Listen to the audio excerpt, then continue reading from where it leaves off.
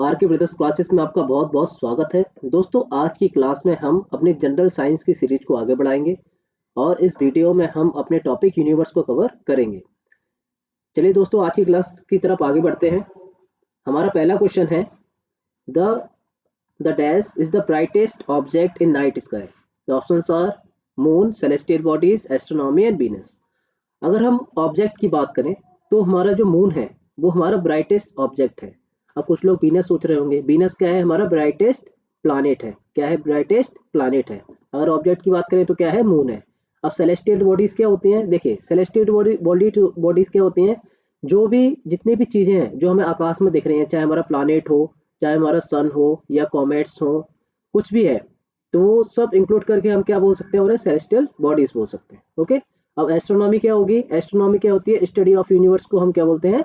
Astronomy. Clear? क्या बोलते हैं? Study of universe. ठीक है, स्टडी ऑफ यूनिवर्स को क्या बोलते हैं? एस्ट्रोनॉमी। नेक्स्ट क्वेश्चन की तरफ चलते हैं। The day on which the whole disc of moon is visible is known as the. अब देखो, जब हमें फुल डिस्क का मतलब क्या हुआ? हमें पूरा चांद दिखाई दे, जो मून है वो फुल दिखाई दे, तो उसे हम क्या बोलेंगे? फुल मून डे बोलेंगे। ठीक है। और जब हमें बिल्कुल दिखाई नहीं देता, 15 डेज में आपने ऑब्जर्व किया होगा, जब हमें मून बिल्कुल दिखाई नहीं दे रहा, तो उस कंडीशन को हम क्या बोलते हैं? New moon day. Clear? Full moon day क्या होता है? जब हमें पूरा पूरा मून दिखाई दे रहा है। न्यू मून डे मतलब बिल्कुल मून ही नहीं दिखाई दे रहा है। अब फेज ऑफ मून क्या होता है? ये साइकिल, न्यू मून से लेके फुल फुल मून तक की जो साइकिल होती है उसको हम वन फेज ऑफ मून बोलते हैं। ठीक है, ये 15 डेज का होता है अप्रॉक्स। और टोटल हम देखें तो जो 2 फेज साइकिल होती है उसमें हमारा एक पूरा मंथ कवर हो जाता है। क्लियर? नेक्स्ट क्वेश्चन देखते हैं।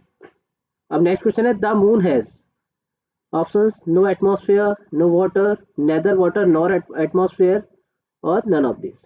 अब देखिए, जो मून है हमारा, वहाँ ना तो एटमॉस्फेयर है ना ही वाटर है। क्लियर? तो इसका आंसर क्या हो जाएगा? Option C, neither water nor atmosphere. अब इससे एक स्टैटिक क्वेश्चन बनता है कि मून पे जाने वाले पहले व्यक्ति कौन थे? तो नील आर्मस्ट्रॉन्ग हमारे पहले व्यक्ति थे जो मून पे गए थे। अब इसको याद करने का एक मैं सिंपल सा तरीका बताता हूँ कि चांद पे कौन जाएगा, जिस आपको रिमेम्बर करने के लिए। आप इसको ऊपर नाम को पढ़ के देखो, आर्म स्ट्रॉन्ग, जिसके आर्म स्ट्रॉन्ग होंगे वही जाएगा, है ना? तो इसको आप याद करने के लिए ऐसे याद कर सकते हो, जिसके आर्म स्ट्रॉन्ग होंगे वही पहले जाएगा। और ये कब गए थे? ये 21 जुलाई 1969 में गए थे। कब गए थे? 1969 में। क्लियर? नेक्स्ट क्वेश्चन की तरफ चलते हैं। विच is the nearest star of अर्थ। अब देखिए, पहले ये देखते हैं कि हमें स्टार क्या होते हैं। अगर मैं आपको बताऊं स्टार क्या होंगे, ये एक गैसियस बॉडीज होती हैं, हॉट गैसियस बॉडी होती है जो लाइट इमिट करती हैं। ठीक है, लाइट इमिट करती हैं, उसे हम क्या बोलते हैं? स्टार बोलते हैं। जैसे आप सन ले लो, सन भी एक स्टार है। अब ये पूछ रहा है कि नियरेस्ट स्टार, तो नियरेस्ट स्टार क्या है? हमारा सन है। अब देखो, आफ्टर सन क्या है? प्रॉक्सिमा सेंचुरी है। तो बुक्स वगैरह में कई बार लिखा होता है कि विच इज द, अगर पूछा एग्जाम में पूछा जाए कि which is the nearest star of earth after sun, तो आप आंसर क्या लगाओगे? Proxima Centauri. अगर पूछा जाए the nearest star of earth, तो आंसर क्या लगाओगे? सन, क्योंकि सन इज आल्सो स्टार। और वीनस क्या है? हमारा ब्राइटेस्ट प्लानेट है। और पोल स्टार क्या होता है? पोल स्टार क्या होता है? हमारा जो हमेशा अर्थ से नॉर्थ डायरेक्शन को बताता है। अब देखिए, इसका मैं एग्जांपल दूंगा आपको। जैसे मान लो, जो अर्थ है हमारी वो इस एक्सिस पे मान लो घूम रही है। जो अर्थ है हमारी वो इस एक्सिस पे घूम रही है, तो ये हमारे एक्सिस पे एक स्टार हमेशा रहता है। स्टार को हम क्या बोलते हैं? हमारा पोल स्टार बोलते हैं। क्या बोलते हैं? Pole star. ये अब एग्जाम में पूछा जाएगा ये हमेशा किस डायरेक्शन को बताता है, तो ये हमेशा हमारा नॉर्थ डायरेक्शन को बताता है। किस डायरेक्शन को बताएगा? नॉर्थ डायरेक्शन को। नेक्स्ट क्वेश्चन देखते हैं। Which one of the following is not a constellation. अब देखिए, कॉन्स्टलेशन क्या होती है कि शेप ऑफ स्टार, एक ऐसा स्टार का शेप जिसको हम पहचान सकते हैं और हमें कुछ समझ में आ रहा है कि ये कुछ डिजाइन बन रहा है या कोई शेप बन रहा है, तो उस स्टार के फॉर्म को हम क्या बोलते हैं? कॉन्स्टलेशन। अब उर्सा मेजर क्या है? ये भी एक फॉर्म ऑफ कॉन्स्टलेशन है जो हमें कब दिखाई देती है?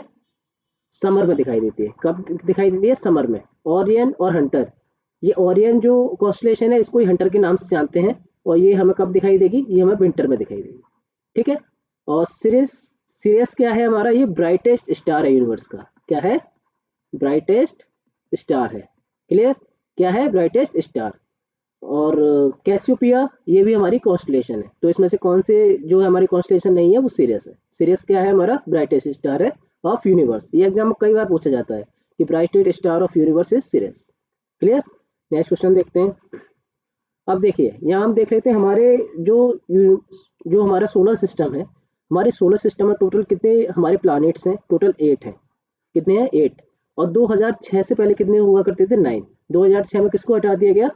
प्लूटो को हटा दिया गया। क्यों हटा दिया गया? रीजन ये था क्योंकि ये नेपच्यून की जो ऑर्बिट थे उसको कट करता था, और उस समय की जो डेफिनेशन आई थी नई वाली प्लैनेट्स की, उसके अकॉर्डिंग प्लूटो उसमें फिट नहीं बैठ रहा था, इसलिए प्लूटो को प्लैनेट की कैटेगरी से हटा दिया गया था। क्लियर है? अब देखो यहाँ पे इस डायग्राम से आपको क्लियर होगा, बीच में हमारा सन दिया हुआ है, उसके बाद मरकरी दिया है।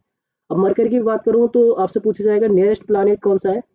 तो क्या है? मरकरी है। अब वीनस की बात करें, अब वीनस में क्या बोलेंगे? सबसे ब्राइटेस्ट प्लैनेट है, जो हम पहले पढ़ चुके हैं। अब पूछा जाएगा हॉटेस्ट प्लैनेट कौन सा है? तो भी वीनस है हमारा। और ट्विंस ऑफ अर्थ बोला जाएगा तो भी वीनस है। ये सारे नाम है, इनको आप बहुत अच्छे से याद रखना, ये एग्जाम में बार बार पूछे जाते हैं। जैसे morning star, evening star, twins of earth, hottest planet, ये सब क्या है? वीनस। तो ये एग्जाम में आता ही आता है। क्लियर? इनमें से एक पूछ लेंगे तो इसको आप अच्छे से याद रखना। ठीक है? और ये भी है कि वीनस और मरकरी दो ऐसे हमारे प्लैनेट हैं जिनके सैटेलाइट नहीं है। ठीक है? अब सैटेलाइट क्या होता है? सैटेलाइट क्या होगा? जब कोई एक सेलेस्टियल बॉडी दूसरी सेलेस्टियल बॉडी का चक्कर लगाए तो उसे हम क्या बोलते हैं? सैटेलाइट बोलते हैं। जैसे अर्थ का सैटेलाइट क्या है? मून। क्लियर? ऐसे याद रखना। अब देखो, अर्थ का मैंने बता दिया एक ही सैटेलाइट है हमारे पास, मून है। और अर्थ को हम किस नाम से और जानते हैं? ब्लू प्लैनेट के नाम से जानते हैं। ठीक है? किस नाम से जानते हैं? ब्लू प्लैनेट के नाम से। और मार्स को हम किस नाम से जानते हैं? रेड प्लैनेट के नाम से। ठीक है? किससे? रेड प्लैनेट के नाम से। अब ये देखो, इसके बाद में आपको एक ये लाइन सी दिख रही है, डॉटेड डॉटेड। ठीक है? इसको हम क्या बोलते हैं? एस्ट्रॉइड्स बोलते हैं। क्या बोलते हैं? एस्ट्रॉइड्स। ठीक है? अब इस लाइन के अंदर के जो प्लैनेट्स हैं, इसको हम क्या बोलते हैं? Inner planets. क्या बोलते हैं? Inner planets. ठीक है? और इसके जो बाहर के हैं, बाहर के जो 4 प्लैनेट्स हैं, जो हमारे जुपिटर, सैटर्न, यूरेनस और नेपच्यून, ये चारों हमारे किसकी कैटेगरी में आते हैं? Outer planet. Outer planet. अब मान लो इसको एक और नाम से जानते हैं, इनको बोलते हैं टेरेस्ट्रियल प्लैनेट। क्या बोलते हैं? Terrestrial planet. क्या बोलते हैं? Terrestrial planet. ठीक है? और जो ये बाहर के हैं जिन्हें आउटर प्लैनेट का हम नाम दे रहे हैं, ये नाम जोवियन प्लैनेट भी बोलते हैं। क्या बोलते हैं? Jovian planet. क्लियर है यहाँ तक? अब देखो, इसको आप याद रखना, ये काफ़ी इंपॉर्टेंट है।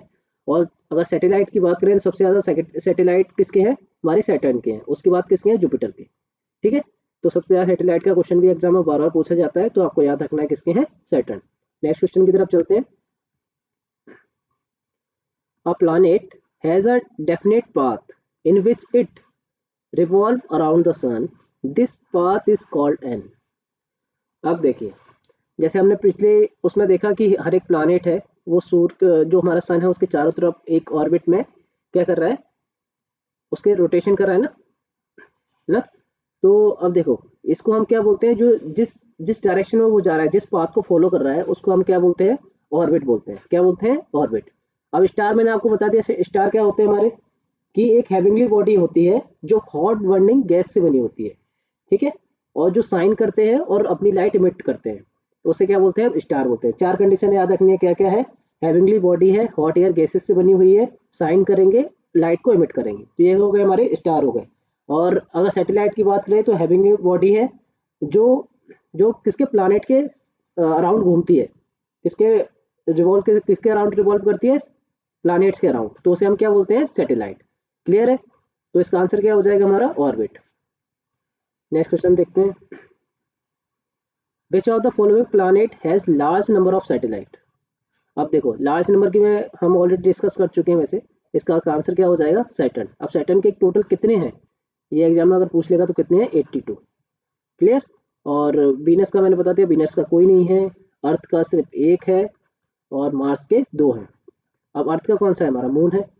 अर्थ का क्या है? मून। और मार्स का पूछा जाए तो मार्स का क्या है? इसके भी एग्जाम में कई बार पूछ लेता है, क्या है? फोबोस और डिमोस। ये 2 हैं, फोबोस और डिमोस। ये क्या है? मार्स के 2 सैटेलाइट है। अब इसके बाद सैटर्न के बाद सेकंड नंबर पर कौन आता है जिसके सबसे ज़्यादा सैटेलाइट है? तो वो क्या है हमारा जुपिटर। जुपिटर भाई साहब के कितने हैं सैटेलाइट टोटल? 79। और उसके बाद अगर पूछ ले तो उसके बाद है यूरेनस। यूरेनस के टोटल कितने हैं? 27। और उसके बाद क्या आता है हमारे? नेपच्यून। नेपच्यून के टोटल कितने सैटेलाइट है? 14। ठीक है। अब अगर पूछे टाइटन किसका सैटेलाइट है, तो क्या आंसर हो जाएगा? टाइटन एक फेमस सैटेलाइट है जो कई बार एग्जाम पूछा जाता है, तो ये किसका है? सैटर्न का है, टाइटन। ठीक है। टाइटन अब कंफ्यूज करता है कई बार ट्राइटोन से। ठीक है। ट्राइटन किसका है? नेपच्यून का। याद रखना, टाइटन और ट्राइटोन में कंफ्यूजन नहीं होने जाना है। ट्राइटोन किसका है? नेपच्यून का। और टाइटन किसका है? सैटर्न का। क्लियर? चलो नेक्स्ट क्वेश्चन की तरफ चलते हैं। नेक्स्ट क्वेश्चन क्या कह रहा है? विच of the following planet is a Jovian planet? Clear? अब मैंने आपको दो चीजें बताई थी, एक तो टेरेस्ट्रियल प्लानिट, क्या बोला था? टेरेस्ट्रियल प्लानिट बोले थे। ये मैंने क्या बोला था? जो इनर प्लानिट है हमारे। इनर प्लानिट क्या होते हैं? जैसे मान लो जैसे हमारे कौन कौन से हो गए? वीनस, मरकरी, अर्थ और मार्स। ये हमारे क्या होगा? टेरेस्ट्रियल। और जो हमारे जोवियन प्लानिट है, जोवियन में क्या क्या आ जाएगा हमारा? जुपिटर, सैटर्न और इसके बाद क्या बचा? नेपच्यून और यूरेनस। ठीक है। ये चार चार इसके हो गए टेरेस्ट्रियल के, चार हो गए जोवियन के। अब देखो इसमें कौन सा मिल रहा है? जुपिटर। जुपिटर आंसर दिया हुआ है। कौन सा पूछा है? जोवियन पूछा है ना, जुपिटर इसका आंसर हो जाएगा। अब देखो अगर हम प्लैनेट्स की बात करें ना, तो कई बार उनकी साइज के हिसाब से वो आपसे एग्जाम में पूछ लेगा कि साइज के हिसाब से सीक्वेंस लगाने को कई बार पूछ लेता है वो। ठीक है। तो उसको हम कैसे करेंगे, उसका भी आपको याद रखना है कि उसकी मतलब कैसे करना है, उसको कैसे याद रखना है। तो इसकी एक ट्रिक मैं आपको बता देता हूँ कि आप ऐसे याद रखना है इसको कि जे सन ई वी मैन या मैम, ऐसे याद रखना।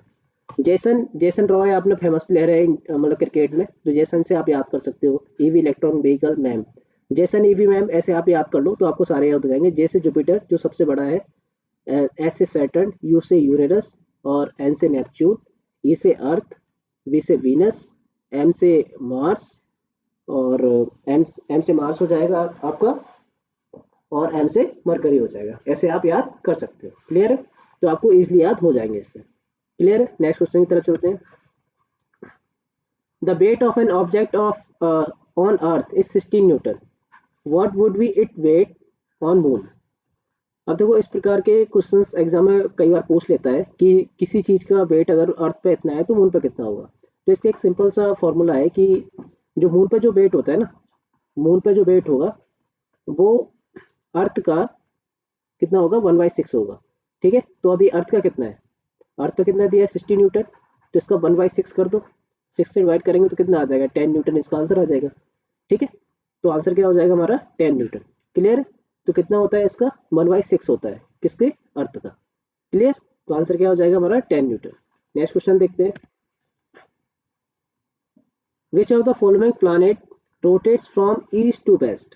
आप देखो सिर्फ दो ही हमारे सोलर सिस्टम में दो ही ऐसे प्लैनेट हैं जो ईस्ट से वेस्ट की तरफ मूव करते हैं। एक तो है हमारा वीनस और एक है हमारा यूरेनस।